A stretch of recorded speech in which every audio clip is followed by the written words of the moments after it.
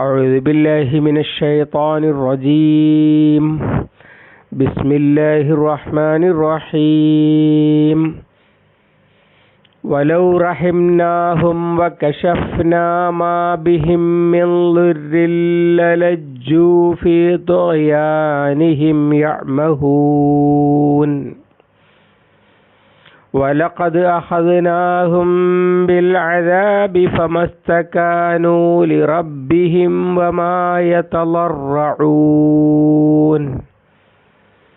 حتى إذا فتحنا عليهم بابا ذا عذاب شديد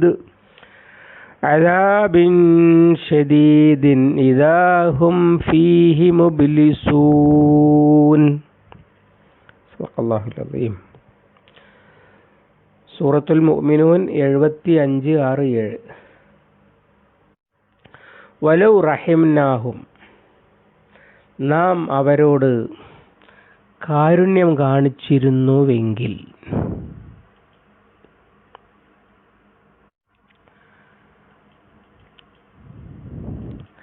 വകശഫ്ന, നാം നീക്കുകയും ചെയ്തിരുന്നുവെങ്കിൽ, മാ ബിഹിം, അവർക്കുള്ളത് അല്ലെങ്കിൽ അവരിലുള്ളത്, മിൻ ളിർറിൻ, ബുദ്ധിമുട്ടായിട്ട്, ലജ്ജു, ളിർറില്ല എന്ന് വരാൻ വേണ്ടിയിട്ടാണ് ലാമിന് സദ് വന്നിരിക്കുന്നത്.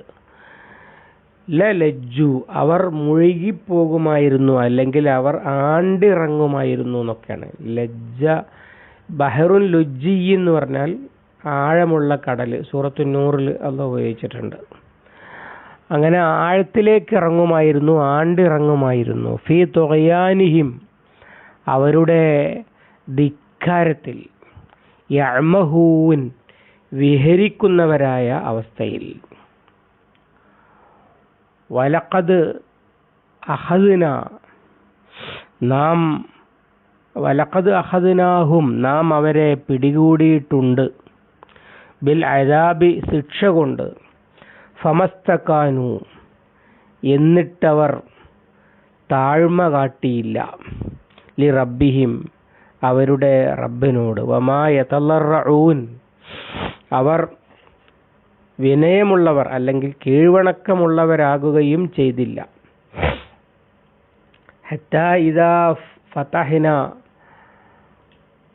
അങ്ങനെ നാം തുറന്നിട്ടപ്പോൾ, അലൈഹിം, അവർക്ക് മേൽ, ബാബൻ ദാ അദാബിൻ ഷദീദിൻ, ശിക്ഷയുള്ള ഒരു കഠിന ശിക്ഷയുള്ള ഒരു വാതിൽ, ബാബൻ, ഒരു വാതിലിനെ, ദാ അദാബിൻ ഷദീദിൻ, കഠിന ശിക്ഷയുള്ള, അഥവാ കഠിന ശിക്ഷയുടെ കവാടം എന്നർത്ഥം. ഇദാഹും, അപ്പോൾ അവരതാ, ഫീഹി, അതിൽ, മുബ്ലിസൂൻ, നിരാശരായിത്തീരുന്നു. അബിലസ എന്ന് പറഞ്ഞാൽ നിരാശനായി, ഇബ്ലീസ് നിരാശനാണ്. മുകളിൽ പറഞ്ഞ കാര്യത്തിൻ്റെ വിശദീകരണമാണ്. അഥവാ താങ്കൾ അവരെ വിളിക്കുന്നത് മുസ്തഖീമായ സിറാത്തിലേക്കാണ്. എന്നാൽ പരലോകത്തിൽ വിശ്വസിക്കാത്ത ആളുകൾ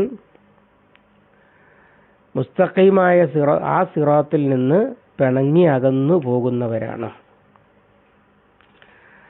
സഹാബികൾക്കും റസൂലുള്ളാഹിക്കും വരെ തോന്നിയിരുന്നു, ഇവർക്ക് ഇതുകൊണ്ട് എന്തെങ്കിലും കുറേ ഗുണം കിട്ടിയാൽ അവർ നന്നായിക്കൊള്ളും, അല്ലെങ്കിൽ അള്ളാഹുവിൻ്റെ അടുത്തുനിന്ന് ശിക്ഷ കിട്ടിയാൽ നന്നായിക്കൊള്ളും. അത് രണ്ടും ഇല്ല. ഈ ആളുകളുടെ സ്വഭാവം, അവർക്ക് അള്ളാഹുവിൻ്റെ പക്കൽ നിന്ന് വലിയ ആനുകൂല്യം ലഭിച്ചാൽ, അതാണ് വലൗ റഹിംനാഹും, അള്ളാഹു അവർക്ക് ദുനിയാവിൽ ഒരുപാട് ഗുണങ്ങൾ ചെയ്തു, അതുപോലെ അവരുടെ ബുദ്ധിമുട്ടുകളും പ്രയാസങ്ങളും ഒക്കെ നീക്കിക്കൊടുത്താൽ, ഇതൊക്കെ നീക്കിത്തന്ന അള്ളാഹു ആണല്ലോ എന്ന് കരുതി അള്ളാഹുവിനോട് നന്ദിയുള്ളവരായി അവനോട് അടുക്കുകയല്ല അവർ ചെയ്യുക. കാരണം അവരുടെ അടിസ്ഥാനപരമായി അവർ അള്ളാഹുവിൻ്റെ മുസ്തഖീമായ സിറാത്ത് വെറുക്കുന്നവരാണ്. അതുകൊണ്ട് തന്നെ അള്ളാഹു ആണല്ലോ ഇത് തന്നത് എന്നതുകൊണ്ട് ശുക്ർ ചെയ്യുന്നതിന് പകരം കൂടുതൽ ദുഷ്ടന്മാരായിട്ട് ധിക്കാരത്തിൽ വിഹരിക്കുന്നവരായി ആണ്ടിറങ്ങുകയാണ് ചെയ്യുക. അഥവാ കൂടുതൽ വടക്കാവുകയാണ്, അവർക്ക് കൂടുതൽ ആനുകൂല്യം കൊടുത്താൽ അവർ ചെയ്യുക. അതാണ് സത്യത്തെ വെറുക്കുന്നവരുടെ രീതി എന്ന് മക്ക മുശ്രിക്കുകളെ വെച്ചുകൊണ്ട് പറയുകയാണ്. എല്ലാ കാലത്തും അങ്ങനെയാണ്. ഉള്ളിൽ ഹിദായത്ത് അംഗീകരിച്ചിട്ടില്ലാത്തവൻ്റെ കയ്യിൽ ധാരാളം പണം കിട്ടിയാൽ അവൻ വലിയ വൃത്തികെട്ടവനായിട്ട് മാറും. കാരണം അവൻ്റെ ഉള്ളിലുള്ളത് ദുനിയാവ് പരമാവധി ആസ്വദിക്കണമെന്ന ചിന്താഗതിയാണ്. ആ ആസ്വാദനത്തിൻ്റെ വഴിയിൽ അവൻ അങ്ങോട്ട് സഞ്ചരിക്കും, അള്ളാഹുവിനെ മറന്നിട്ട്. അത് എക്കാലത്തും നമുക്ക് കാണാൻ കഴിയുന്ന കാര്യമാണ്. എന്നാൽ ശിക്ഷ കൊണ്ട് പിടികൂടിയാലോ, അങ്ങനെയും മുൻകഴിഞ്ഞ സമൂഹങ്ങളിൽ സംഭവിച്ചിട്ടുണ്ട്. അഥവാ നേരത്തെ സമൂഹങ്ങളുടെ കഥയൊക്കെ പറഞ്ഞിട്ടുണ്ടല്ലോ. ശിക്ഷ കൊണ്ട് പിടികൂടിയിട്ടുണ്ട്. വലഖദ് അഖദ്നാഹും ബിൽ അദാബി ഫമസ്തകാനു ലി റബ്ബിഹിം യതളറഊൻ. അപ്പോഴും അവർ അള്ളാഹുവിൻ്റെ നാഥനോട് താഴ്മയും വിനയവും കാണിക്കുകയല്ല ചെയ്തത്. പകരം അപ്പോൾ ദൈവധിക്കാര ശക്തികളുടെ, വിഗ്രഹങ്ങളുടെ, വ്യാജ ദൈവങ്ങളുടെ ഒക്കെ മുന്നിലേക്ക് നീങ്ങുകയാണ് മനുഷ്യർ ചെയ്തത്. കാരണം ഇനിയെങ്കിലും നന്നാവട്ടെ, അള്ളാഹുവിൻ്റെ ശിക്ഷയാണിത് എന്ന് മനസ്സിലാക്കുകയല്ല അവർ ചെയ്തത്. സൂറത്തുൽ ഫജ്റിൽ മറ്റൊരു ശൈലിയിൽ അള്ളാഹു ഇത് പറഞ്ഞതാണ്. അത് വായിച്ചാൽ ഇത് വേഗം മനസ്സിലാവും. അമ്മൽ ഇൻസാനു ഇദാ മബ്തലാഹു റബ്ബുഹു ഫഅക്രമഹു വഅനഅമഹു ഫയഖൂലു റബ്ബി അക്രമൻ വഅമ്മാ ഇദാ മബ്തലാഹു ഫഖദറ അലൈഹി റിസ്ഖഹു ഫയഖൂലു റബ്ബി അഹാനൻ. മനുഷ്യനെ പരീക്ഷിക്കുവാൻ വേണ്ടി അള്ളാഹു റിസ്ഖ് വിശാലമായി നൽകിയാൽ അവൻ പറയും അള്ളാഹു എന്നെ ആദരിച്ചിരിക്കുന്നു എന്ന് പറഞ്ഞാൽ അള്ളാഹ്ക്ക് ഞാൻ വളരെ പ്രിയപ്പെട്ടവനും ആദരണീയനുമാണ്, അതുകൊണ്ട് ഞാൻ ജീവിക്കുന്ന ഈ ജീവിതത്തിന് കിട്ടിയ അംഗീകാരമാണ് അള്ളാഹുവിൻ്റെ ഈ നിയമത്തൊക്കെ എന്നാണ് പരീക്ഷിക്കാൻ വേണ്ടി സമ്പത്ത് കൂട്ടിക്കൊടുക്കുകയാണെങ്കിൽ അവൻ പറയുക. ഇനി നേരെ തിരിച്ച് പരീക്ഷിക്കുവാൻ വേണ്ടി നിയന്ത്രിക്കുകയാണെങ്കിൽ എന്താ പറയുക? പടച്ചവൻ എന്നെ മാനം കെടുത്തിയിരിക്കുകയാണ് എന്നാണ്. അല്ലാതെ ഇത് എന്തായാലും അള്ളാഹുവിൻ്റെ നിയന്ത്രണത്തിലാണ് ഞാൻ എന്ന് മനസ്സിലാക്കിയിട്ട് അവനിലേക്ക് തിരിയാനല്ല ഉദ്ദേശിക്കുക. പകരം പടച്ചവനെ എനിക്ക് വേണ്ട, ഞാൻ വേറെ ആരെങ്കിലും നോക്കിക്കൊള്ളാം, കാരണം അവനെ ആരാധിച്ചിട്ട് അല്ലെങ്കിൽ അവനെ അംഗീകരിച്ചിട്ട് അവനെ എന്നോട് ഇങ്ങനെയാണല്ലോ ചെയ്തത് എന്നൊക്കെയാണ് ചിന്തിക്കുക. അതേ സംഗതിയാണ് ഇവിടെ ഈ രണ്ടായത്തുകളിൽ പറയുന്നത്. അടിസ്ഥാനപരമായി അള്ളാഹുവിന് കീഴ്പ്പെടാത്ത, അള്ളാഹുവിൽ വിശ്വസിക്കാത്ത, പരലോകത്ത് രക്ഷപ്പെടണമെന്ന് ആഗ്രഹിക്കാത്ത ആളുകൾ, അവർക്ക് ദുനിയാവിൽ ധാരാളം കിട്ടിയാൽ അവർ കൂടുതൽ ധിക്കാരികളായിട്ട് മാറും. അവർക്ക് ചെറിയ ശിക്ഷകൾ കൊണ്ട്, സൂറത്തുൽ സജ്ദയിൽ അള്ളാഹു പറയുന്നു, വല നുദീഖന്നഹും മിനൽ അദാബിൽ അദ്നാ ദൂനൽ അദാബിൽ അക്ബരി ലഅല്ലഹും യർജിഊൻ. മടങ്ങാൻ വേണ്ടി വലിയ ശിക്ഷയ്ക്ക് മുമ്പ് ചെറിയ ശിക്ഷ കൊടുക്കുന്നു. അങ്ങനെ ചെറിയ അദാബുകളൊക്കെ അള്ളാഹുവിൽ നിന്ന് കിട്ടും. അപ്പോൾ ആ ബുദ്ധിയുള്ളവന് തിരിച്ചറിയാൻ കഴിയും, ഞാൻ അള്ളാഹുവിനെ മറന്ന് റബ്ബിന് കീഴ്പ്പെടാതെ ജീവിക്കുന്നതിന് കിട്ടിയ പണിഷ്മെൻ്റാണിത്. അതുകൊണ്ട് ഞാൻ ഇനി രക്ഷപ്പെടണം, അവൻ്റെ കാരുണ്യത്തിന് അർഹരാകണം, ഞാൻ പരലോകത്ത് രക്ഷപ്പെടണം എന്ന് ചിന്ത വരുന്നതിന് പകരം അപ്പോഴും ധിക്കാരിയാവുക തന്നെയാണ് ഉള്ളിൽ ഹിദായത്ത് അംഗീകരിച്ചിട്ടില്ലാത്ത, പരലോക വിശ്വാസികളല്ലാത്ത, അനിസ്സിറാത്തില്ല നാക്കിബു എന്ന് പറഞ്ഞ ആളുകൾ ചെയ്യുക. ഇനി അവർ അംഗീകരിക്കുന്ന ഒരു സമയം വരാനുണ്ട്. അതെപ്പോഴാ? ഹത്താ ഇദാ ഫതഹ്ന അലൈഹിം ബാബൻ ദാ അദാബിൻ ഷദീദിൻ ഇദാ ഹും ഫീഹി മുബ്ലിസൂൻ. ഇനി കഠിന ശിക്ഷയുടെ അദാബുൽ അക്ബറിൻ്റെ വാതിൽ അങ്ങോട്ട് തുറന്നിട്ടാൽ, അഥവാ ഇവരങ്ങ് മരണപ്പെടുകയും നരകത്തിൻ്റെ വാതിൽക്കലേക്ക് അങ്ങ് എത്തുകയും ചെയ്താൽ, ഇദാഹും ഫീഹി മുബ്ലിസൂൻ, അപ്പോഴവർ നിരാശരാണ്. അത് മരണത്തിലെ പിടികൂടലും ആകാം, പരലോകത്തെ ശിക്ഷയുമാകാം. ഫിറോവിൻ്റെ ഒക്കെ കാര്യത്തിൽ മരണത്തിലെ പിടികൂടലിൽ തന്നെ ഫിറോൻ വിശ്വസിക്കാൻ തയ്യാറാകുന്നതും അതുവരെ പറഞ്ഞ വാദങ്ങളിൽ നിരാശനാകുന്നതും ഖുർആൻ സൂചിപ്പിക്കുന്നുണ്ട്. അല്ല, പരലോകത്ത് വെച്ചാണെങ്കിലും സൂറത്തുൽ മുൽക്കിൽ സഅലഹും ഖസനതുഹ അലം യഅതികുൻ നദീർ ഖാലു ബലാ ഖദ് ജാഅനാ നദീറുൻ ഫകസ്സബ്നാ വഖുൽനാ മാ നസലല്ലാഹു മിൻ ഷൈഇൻ ഇൻ അൻതും ഇല്ലാ ഫീ ളലാലിൻ കബീർ.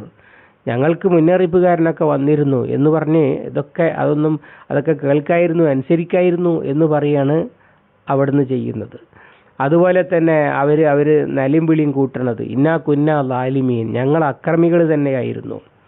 അങ്ങനെ ഈ ദുനിയാവിൽ നിന്ന് അള്ളാഹുവിൻ്റെ നിഅമത്ത് കണ്ട് അതിന് ശുക്ർ ചെയ്യണമെന്ന് വിചാരിച്ച് അള്ളാഹുവിന് കീഴ്പ്പെടുക, അല്ലെങ്കിൽ ചെറിയ ചെറിയ ശിക്ഷ അള്ളാഹുവിൻ്റെ അടുത്ത് നിന്ന് കിട്ടിയപ്പോൾ അള്ളാഹുവിന് കീഴ്പ്പെട്ട് വിനയാന്യതനാകുക, ഇങ്ങനെയൊക്കെ ചെയ്തില്ല അവർ. അപ്പോഴൊക്കെ അവർ അവരുടെ തുകയാനിൽ വിഹരിക്കുകയായിരുന്നു.